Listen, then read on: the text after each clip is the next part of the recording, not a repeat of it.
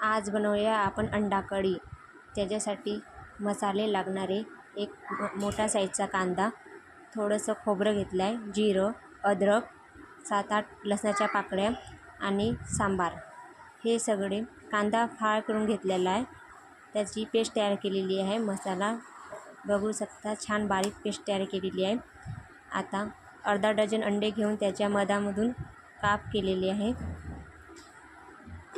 एका कढईमध्ये 2 डुबले तेल टाकूया।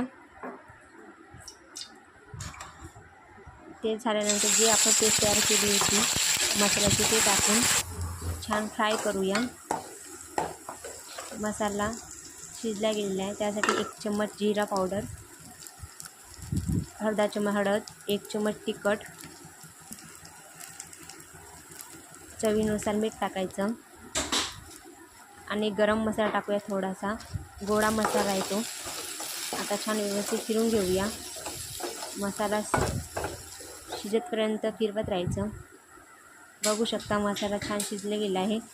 थोडीशी कस्तुरी मेथी टाकायची, छान फ्लेवर येतात कस्तुरी मेथीनंतर।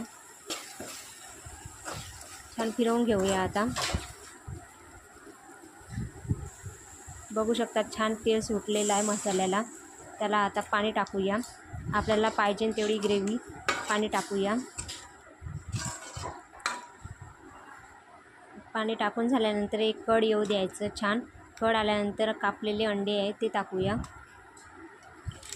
आता त्याला छान फिरवून घेऊ। बघू शकता छान कलर आलेला आहे। आपली अंडा कढी तयार आहे। आता कोथिंबीर टाकून छान फिरवून घेऊन सर्च करूया। प्लीज लाईक फॉलो करा। आवडलाच व्हिडिओ तर लाईक करा। बाय।